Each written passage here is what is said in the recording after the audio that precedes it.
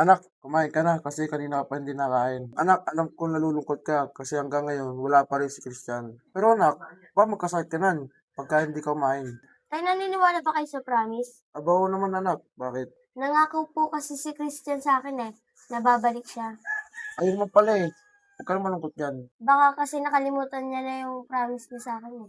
Nakita Christian yun anak. Pero sigurado ko anak, babalik yun. Eh, gustong gusto ka na eh.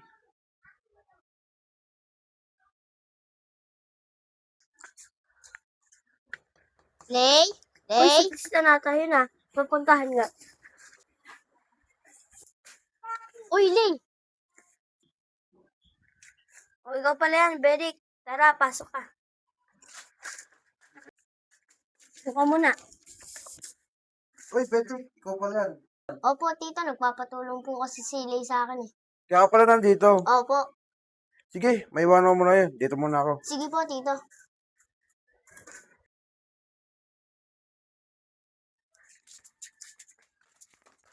Tapos na tayo, Lay. Oo nga, sumakit nga yung ulo ko dun sa problem eh. Kaya nga, baka umuwi na din ako. Baka kasi hinahanap na ako ni nanay. Sige, salamat sa pagtulong ha. Sige, wala yun. Magsabi ka lang ulit sa akin. Pag may kailangan ka, dito na ako. Masaya ka naman anak no. Kasi nakasama mo naman yung crush mo. Si tatay naman.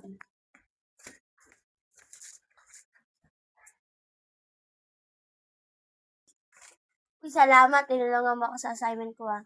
Oo, ikaw pa ba? Lay, nakabalik na ako. Uy, Christian, nakabalik ka na pala. Akala ko ba nangako ka sa akin na pagbalik ko, ako pa rin best friend mo? Christian, wait lang. Hayaan mo muna ako mapaliwanag. Hindi na, Lay.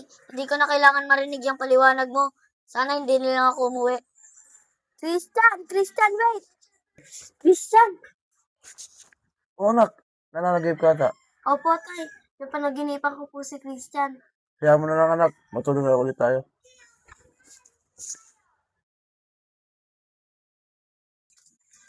Uy, Bedik.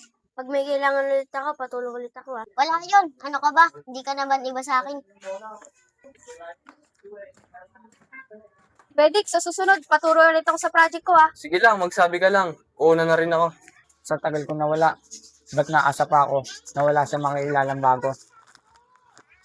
Tsaka dapat, di na ako naniwala sa mga pangako na yun. Dapat, di na ako bumalik sa lugar na to.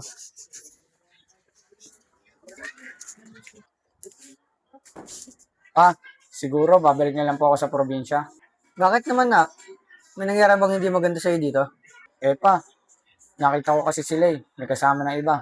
Wala na rin siguro akong dahilan para bumalik pa dito sa lugar na to. Anak, nandito pa naman ang papa ah. Hayaan mo na yun.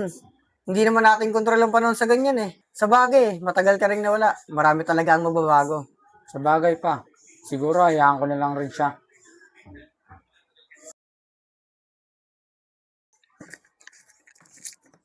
Uy, Lay, ano ginagawa mo? Uy, buti nandiyan ka. Bakit? Ano meron? Papatulong kasi ako. Ang hirap ng pinapagawa ng prop namin eh. Kailan ba nagkaroon ng madali ang project mo? Ito naman, sabihin mo lang kung ayaw mo. Kahit wag na lang. Ito naman, di mabiro. Tara, gawin na natin yan. Salamat sa pagtulong ha. Paano na lang ako na ito kung wala ka? Ayun na nga, Lay eh. Babalik na kami sa sticks sila mami. Nabisi rin kasi ako nung nakaraan eh. Kaya hindi ako nakapagsabi sa'yo. Aalis ka na din pala. Huwag ka mag-alala, 1 linggo lang kami doon. Tsaka gusto ko rin makita ang GF ko. Loko ka talaga. Pasalubong ko na lang ha. Dami mo na dyan ako, Toto. Oy, dito. Andyan po pala kayo. Sige, dami mo nga sa pasalubong yan. Sige po, wala pong problema. Sige po, una na rin po ako. Sige, mag-ingat ka. Ingat sa biyahe. Sige, salamat.